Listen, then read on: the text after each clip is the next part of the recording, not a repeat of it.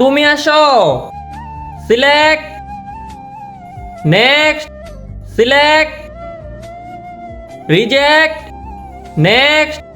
যাও, তুমি সিলেক্ট হয়ে গেছো। এই যে স্যার, স্যার স্যার আমি ফৌজি হতে চাই। আমার অনেক বড় স্বপ্ন, আমি ফৌজি হব আর দেশ রক্ষা করব। একটা চান্স দিবেন আমাকে স্যার? হা হা হা, এই ভিখারি আসছে ফৌজি হতে। বাহ বাহ, দিনের বেলা স্বপ্ন দেখতেছস নাকি তুই? হা হা হা, চুপ করো তোমরা সবাই, তুমি আসো এদিকে। হাইট দিয়ে তো তুমি পাস হয়ে গেছো, এখন পরে ট্রেনিং এ আসো। তোমরা আর্মি হওয়ার জন্য শুধুমাত্র একটু দূরে আছো, কিন্তু এর আগে ওই দেখো।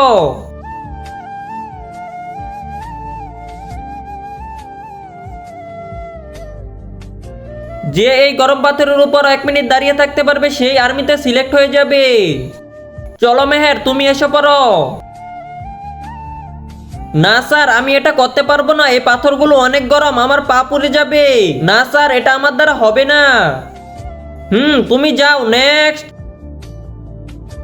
আ আ আ স্যার, এই পাথরে 1 মিনিট তো দূরে থাক, 1 সেকেন্ডও দাঁড়িয়ে থাকা যাবে না। তুমি যাও। নেক্সট।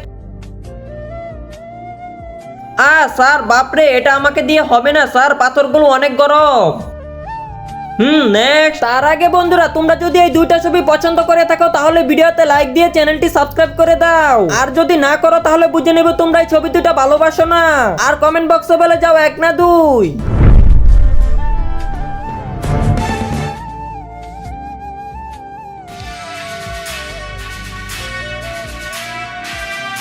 স্যার, 1 মিনিট তো হয়ে গেছে। আরে বাহ শুভা, তুমি এটা কিভাবে করলে? স্যার, আমি দেশের গান শুনতেছিলাম, এটার কারণে আমার মধ্যে দেশভক্তি জেগেছিল আর আমি গরম পাথরে দাঁড়িয়ে থাকতে পারছি। ওয়েলকাম শুভা, তুমি ফৌজি হয়ে গেছো।